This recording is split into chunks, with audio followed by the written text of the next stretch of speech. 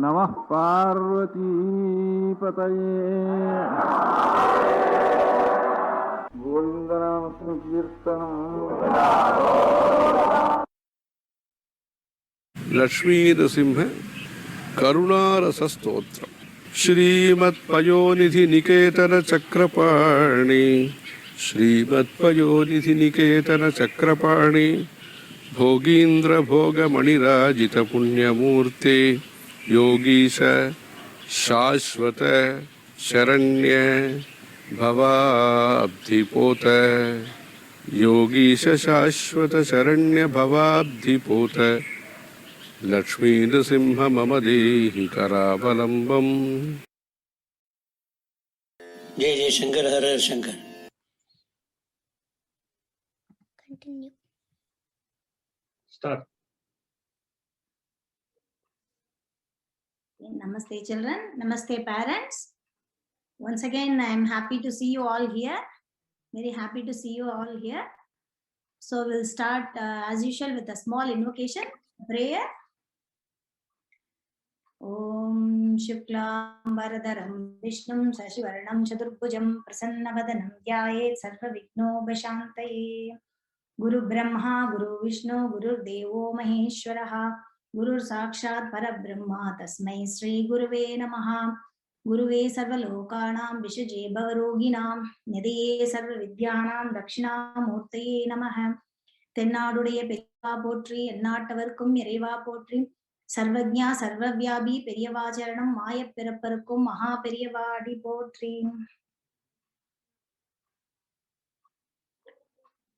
Very happy to see you all here assembled. So we have been seeing Adi Shankara's story, how he was brought up and how he renounced himself and became sannyasi, and how he met the Acharya, Govinda Bhagavad-pada Acharya. And as per the instruction of his guru and as per the instruction of Sakshat Parameshwara himself, he wrote the commentaries on Brahma Sutram and Prasthanatrayams. Can anybody say what are all the Prasthanatrayams? Bhagavad Gita.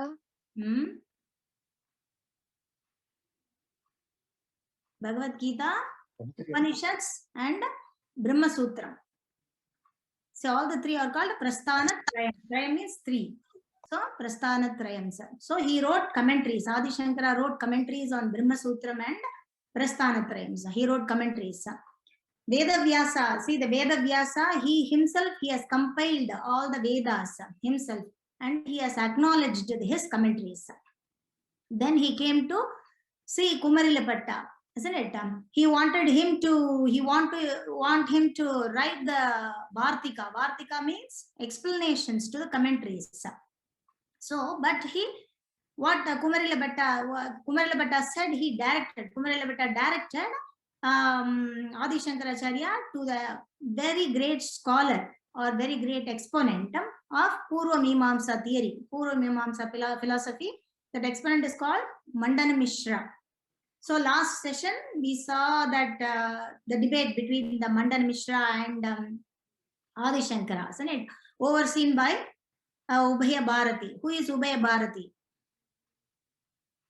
Sarasavani. Mother is called Sarasavani. Can you Saraswati. Incarnation of Saraswati. Incarnation of Saraswati. And she is the wife of Mandana Mishra. And see, she is the judge there. So she was overseeing the debate of Adi Shankara, between Adi Shankara and Mandana Mishra. And Adi Shankara defeated Mandana Mishra. But Ubhaya Bharati said that as I am married to Mandana Mishra and I am a better half, and we are one. So you have not yet defeated completely.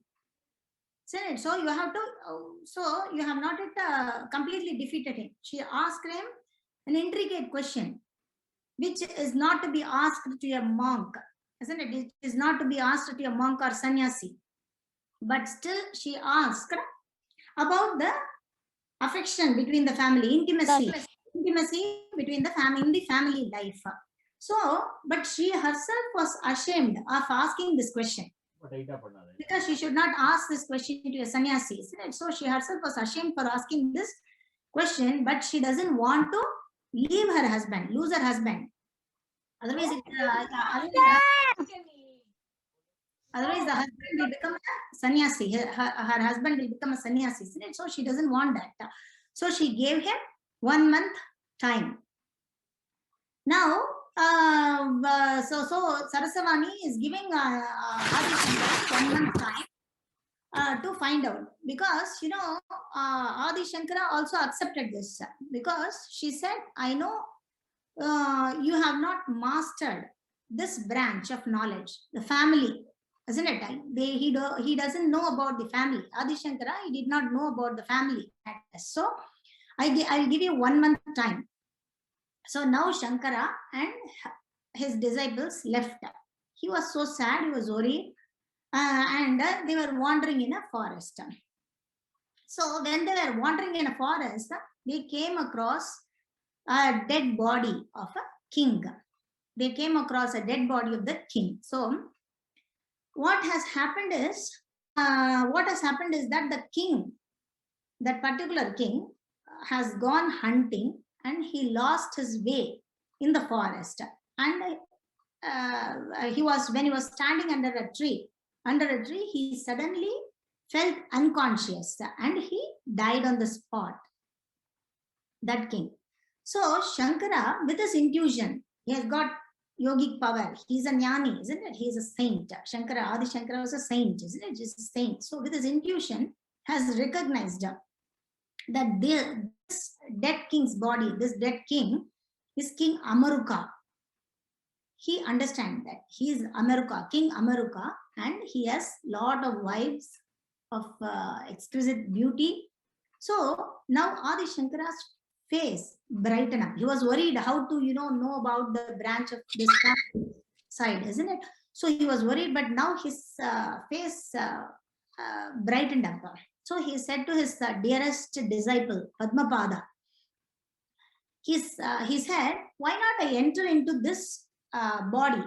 Why not I enter into this body? I can revive it. He can, change the body. He can enter into another body, and by means of yogic power. He has got so much of yogic power. He is a sannyasi, and he's not only a sannyasi, mere sannyasi. He was a saint. He's a saint, he's a yogi, and he's all powerful, isn't it, Adi Shankara? So he said that, why can't I go enter into that body with my yogic power, and I can live there with them, with their family, that king's family, for some time, and live with the wives and children, and get the knowledge about the intimacy in the family, and achieve the complete knowledge of this branch of Veda itself. So this way I can get the direct study. This way I can get the direct study as a witness and master it completely. And I can master it completely. And then I can go to the debate, isn't it? I will know what is happening, what's happening in a family. I'll get that knowledge, and then I can go into the debate. Now, Padmapada is so worried. Because, Padmapada was already worried because he couldn't see Adi Shankara in this kind of situation. And I have already said, he's very wise. Padmapada is very wise, very well learned, and well versed in scriptures, and he's all very knowledgeable, isn't it? So he humbly, very humbly, and out of the devotion of Shankara, Adi Shankara, he says, oh, my beloved Guru, he is warning him. My beloved Gurudev, I would like to remind you that if you remember the story of Machendranath, he wants to, the same thing he wants to do. One Machendranath, okay, he wants to entrust his body to his disciple Gorakhnath. Then he entered into the dead body of a king and reigned, and he was ruling in the name for some time. Then what happened is, when this Machendranath entered into the body of a king, that kingdom flourished. because he was a great scholar like Adi Shankara. So that kingdom flourished, but the ministers there felt that that must be a soul, that has entered the body of the king. So that is why they can see a sudden wisdom, skills, okay, sudden wisdom and so much of skills, so much of wisdom. So what they did to prevent him from leaving the body, because the country was flourishing. They asked his concerts, like the kingdom, the ministers, they asked his concerts to fully absorb him in love making and all pleasures, so that he will not leave the body. He will not leave. And it is said that he was made to forget his samadhi and all the spiritual wisdom, because he was so much engrossed in the sweet play, isn't it? So the story goes like that. Like the Gorakhnath, because he has interested this Gorakhnath, isn't it? Gorakhnath is the disciple of Machendranath. So Gorakhnath, what he did was he has to hide the body in a safest place, disguised himself as a dance instructor, entered the court and made the king to realize the spiritual path. And only then the king remembered his yogic powers and re-entered the body. So it's like that. So he told this story. Padmapada told this story to Adi Shankara, and he was, this is what is going to happen. See, it should not be like that, but he knows that Adi Shankara will not be like that. But even then he was worried. So he told that.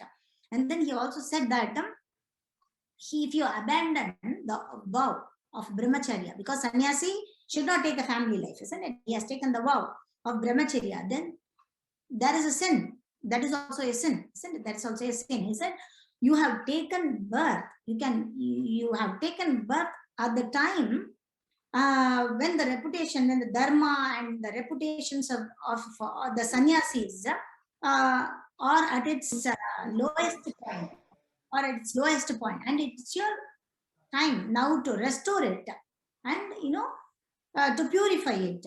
So doing this like this will give sannyasis a bad name.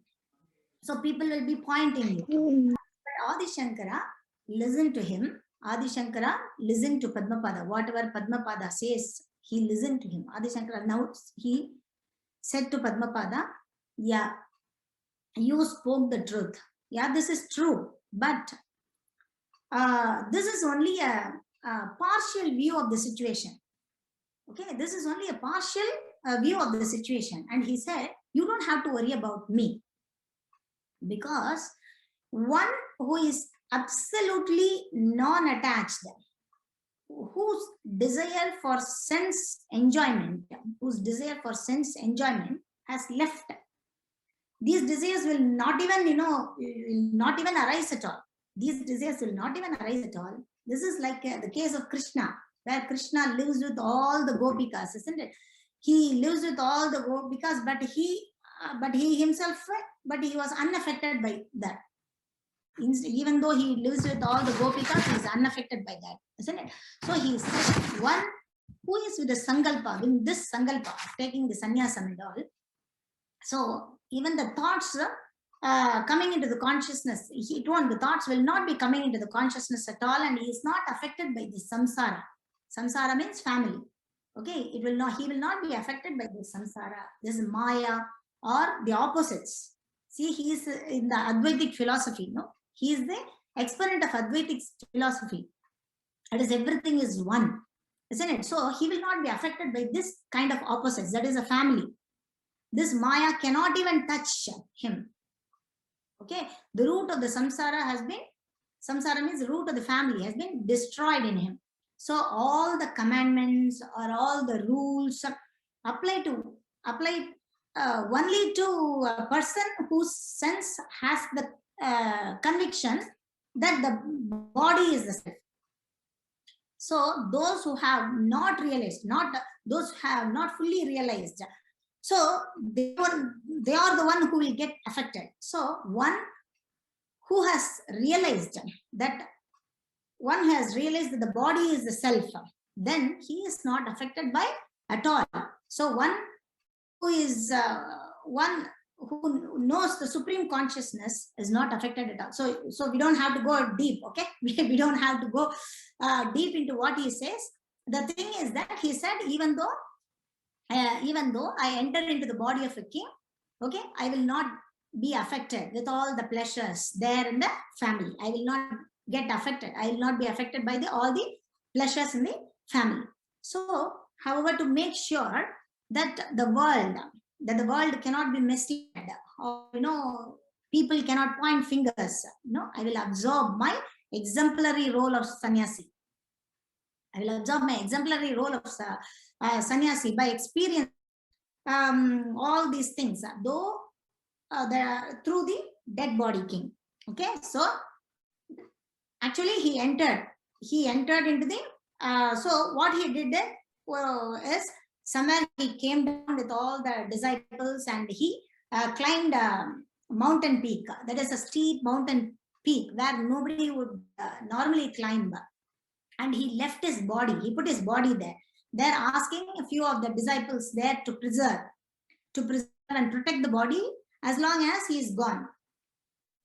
So he asked some of the disciples to protect his body. He has to protect. See, he used a special yogic technique that is called Parakaya Pravesham. That is Kudu Vittu Kudu Poidal in Tamil. Okay, Parakaya Pravesham.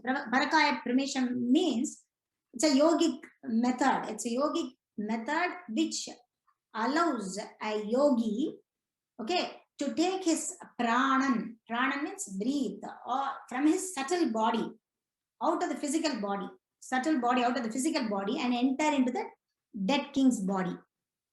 And this is possible because the king has died only few seconds before or few hours before. So this is so he can enter into the dead body. That is putting his body, like it is like removing a shirt and putting another shirt. Okay, if your shirt, you want to put new shirts every day, isn't it? So what you will do, you will remove a shirt and then you will put another shirt. The same way yogis can do that by removing the body. Like you have to preserve the shirt also. You can't tear the shirt. Okay, so you have to preserve the shirt. So what you will do is you will wash it and keep it inside the closet, and then the next day you will put on the shirt, isn't it? Similar way, the yogis, what they will do is they will remove the body, means they will use that yogic power and put the body down and enter into another dead man's body. Okay, that is how when Adi Shankara entered into the dead king Amaruka's body. He put his own body in a cave. Okay, now when Adi Shankara entered into the dead king, that is Amarukan's body, dead king's name is Amarukan. Okay, so when he entered into the dead Amarukan's body, the king woke up. King means who? The Amarukan. Amarukan woke up. Okay, but inside the Amarukan, who is there? Adi Shankara is there. The soul is Adi Shankara's soul is there. Subtle soul is there. Okay, so the king woke up and he looked in a very hazy manner. Very hazy, and he came to his senses. So I already told that the king had lost his way, isn't it, in the forest, and now all of a sudden what happened? Now all the soldiers, what happened? All the soldiers to the king, they were searching for this king, and at last found him here. Okay, they were very happy, they were overjoyed, they were very happy to see the king there. So what happened is so with all the processions, so the king is going to his kingdom now after hunting. So with all the processions, they went back to the kingdom. So they went back to the kingdom, and he started ruling the kingdom. Who started ruling the kingdom is Adi Shankara in the body of Amaruka. He started ruling the kingdom. Okay, so the minister, see, but now what happened is, now the ministers, they noticed that suddenly there is a change in this king. Okay, suddenly the king, this Amaruka, which they had known for years, isn't it? is a different person now. He showed so many of the divine and qualities and virtues, and he was ruling like a, what can I say? It's a perfect monarch. Like he was ruling like a perfect monarch now. So they started having doubts about his true identity. This Amarukan king is not the same Amarukan king before. So what happened? So they started thinking. All the ministers sat together and they started thinking. What happened when he went to the forest? See, last time, from which time this change has happened? So they started discussing among themselves, and they started to think what happened when he went for hunting and when he has lost in the forest. He was lost in the forest. So suddenly, see, they can also see that suddenly the rain would have come at the right time, the crops were flourishing, the farmers had a good harvest. People naturally were following, started following all the rules and dharma, and lot of peace and abundance in the whole kingdom. So they thought that there must be some divine person. There must be some divine person who has entered the king's body, our Amarukan's body. So they found out that who has entered the body of the king. And in order to avoid him to go back to his original body, old body, they gave, these ministers, they were discussing among themselves, and they gave secret orders to some of the soldiers and emissaries to go all over the kingdom and find out, and go all over the kingdom and nearby regions, and any dead body they would find, they have to confiscate it and burn it, because they thought, if we can find a body of a great sage, means if we can find a body of the great sage, then he will not be able to go back, isn't it? He will not be able to go back to his original body, and he can remain with us, so and rule, and the whole kingdom will prosper or flourish. So they don't want to go back to the original body. So they are planning like that. The ministers are planning in this way. So what happened is, because it was all going smoothly, isn't it? Now Adi Shankara in the Amarukan's body, he was ruling the kingdom and everything, because it was all going very smoothly, and since everything is put in place, the king means actually the Adi Shankara. Now he entrusted the administration of the kingdom to ministers, and now he wanted to go into the family. Now he is ruling the kingdom. He wanted to retire, into the personal quarters, to spend his time with all the 100 wives and children. This Amarukan has got all the 100 wives and children, handsome wives. So he wanted to spend time.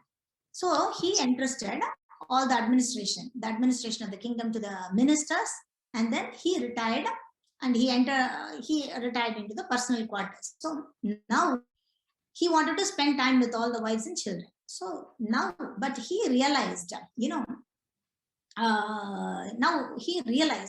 that all these joys and pleasures of love making, he understood all these things, but he realized that experiencing himself, he realized that it's only a faint shadow. It's only a faint shadow and nothing compared to the bliss that one gets when one realizes the Supreme, or the Brahman, or the universal consciousness. Now he can do that, isn't it? Adi Shankara can do that. So he realized that. So this, in the Supreme Consciousness only, his mind, in which his mind is ever always immersed, that is the great joy for him. Now he realized that this is not a joy. This is not, living in the family, enjoying all the pleasures is not the joy. It's only a faint shadow.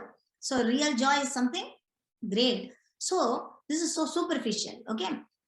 So Adi Shankara, see, Adi Shankara's stage is like Adi Shankara was praised as Jagat Guru. Adi Shankara was praised as Acharya. He is praised as a scholar, sage, great philosopher of Advaita. Though he was praised like that, though he was praised at that time, even at that time, though he was praised at that, even at that time itself, he was, he never bothered about his Swarupam. Swarupam means personality, personality or personality. Now, how can one expect all these things? You can't expect that he would enjoy the pleasures. He can't. He will not enjoy the pleasures in the body, isn't it? So, no pleasure, nothing will touch him. Nothing will touch his senses. Okay, nothing will touch his senses. So he's so pure, so pure. Now, what happened? Time passed. Days passed, and the day was drawing near. The day was drawing near. He was supposed to come back. He had only 1 month time. Now, after that, he has to go to debate with Saraswani, isn't it? So he was supposed to come back. So he had only 1 month time. Now, the disciples were worried. The disciples in the cave, they have kept the body there. The body was there and it was guarded by the disciples of Adi Shankara. Now they got worried because only few days left, isn't it? There are only few days left for him to complete the task, and he has to go back to debate, isn't it? So they became restless. So they became restless and worried and discussing among themselves. Maybe we should go.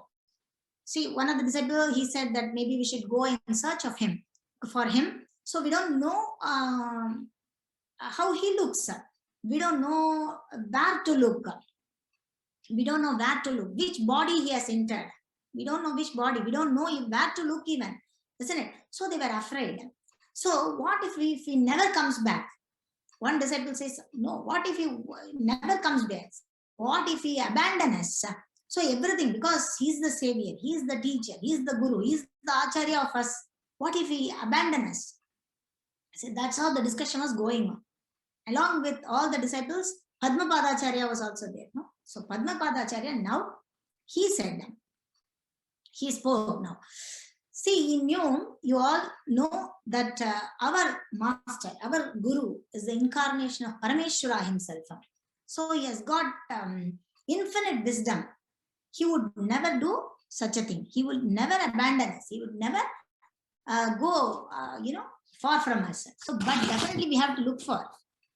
He knows where he has gone also, but he says that definitely we will look for. Okay, we can easily identify him, our master, because don't you think so? Because one who is fully realized, okay, one is fully realized in his presence.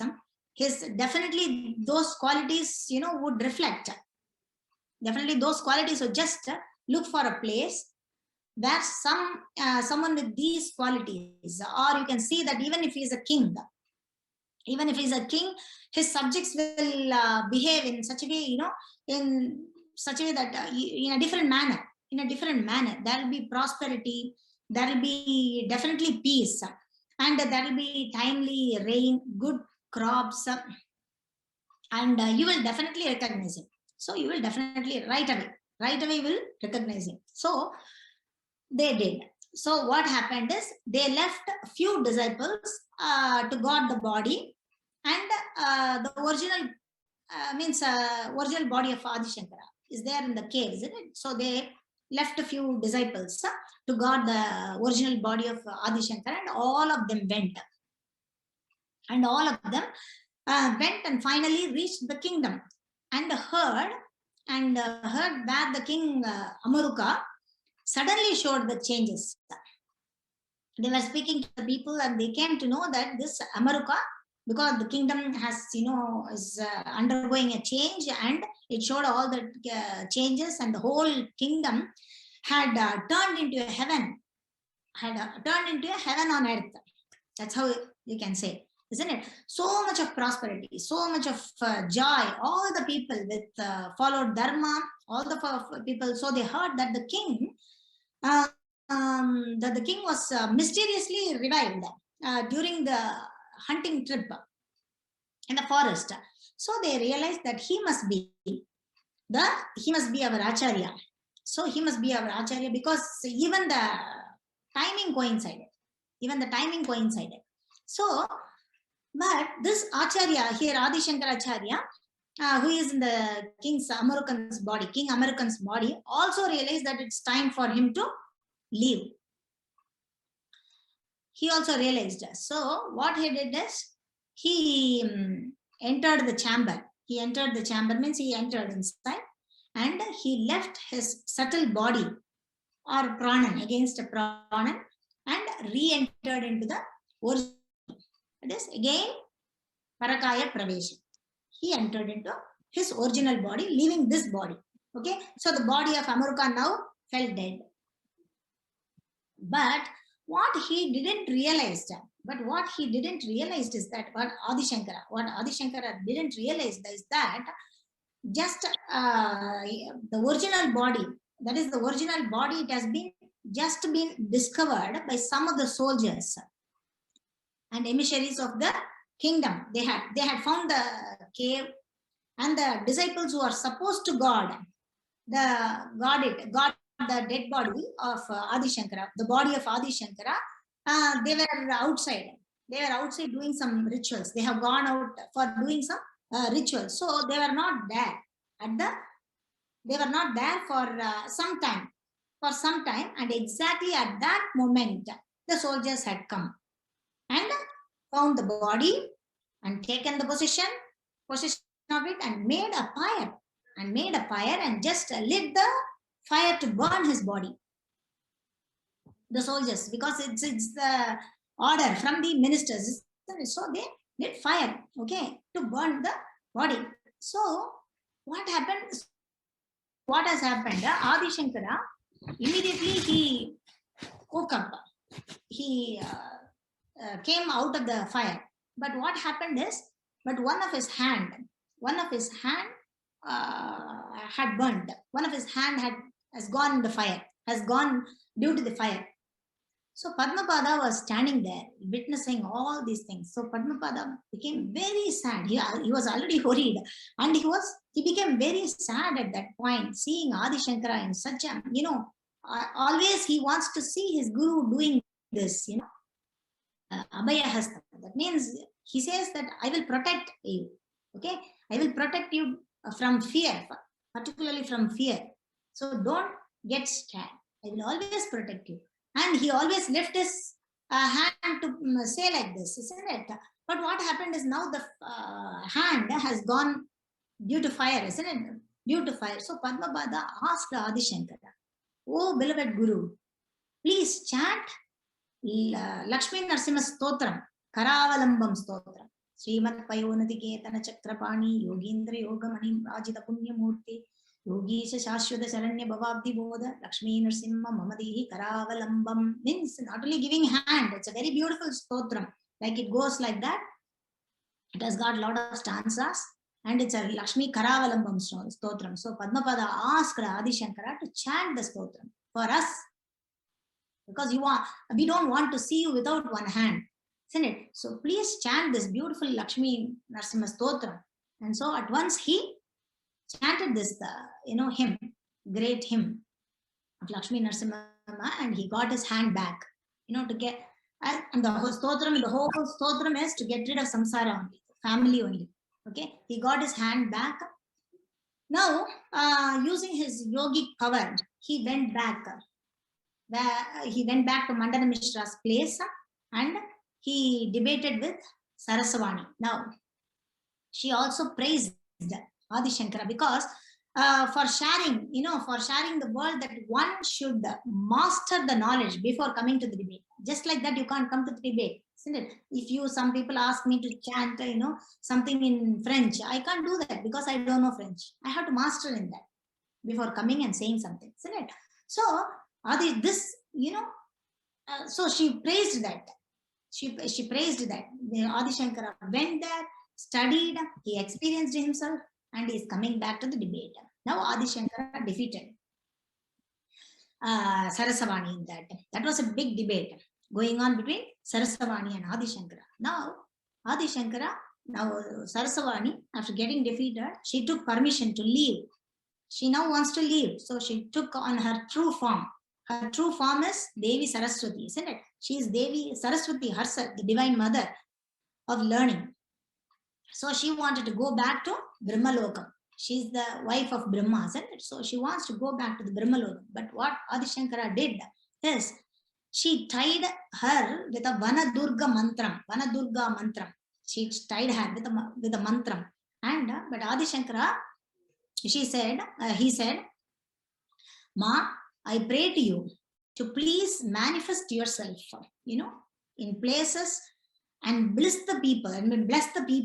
Okay, you please stay with us. Shower your blessing. Okay, shower your. Later on, Adi Shankara, what happened is, later on, Adi Shankara built a matam at Sringeri. Okay, and Adi Shankara wants to manifest in Sringeri as Sarada Devi. So she also did. She also agreed, and she is the Sharada Devi. Now we can see in Sringeri Matam. Yeah, she manifested herself there. Okay. Now after that, what happened is, she went. Everything was, everything was done. Now the Mandana Mishra has to take. Mandana Mishra, what happened is, he did a big yajnam. Yajnam means big yagam called Prajapatyam. Prajapati means to give away everything, all his belongings. He wants to take sannyasam now, isn't it? He goes to sannyasam. He was defeated by Adi Shankara, isn't it? So now he wants to get the sannyasam. So he did a big yajnam called Prajapatyam to leave away all his wealth and possessions.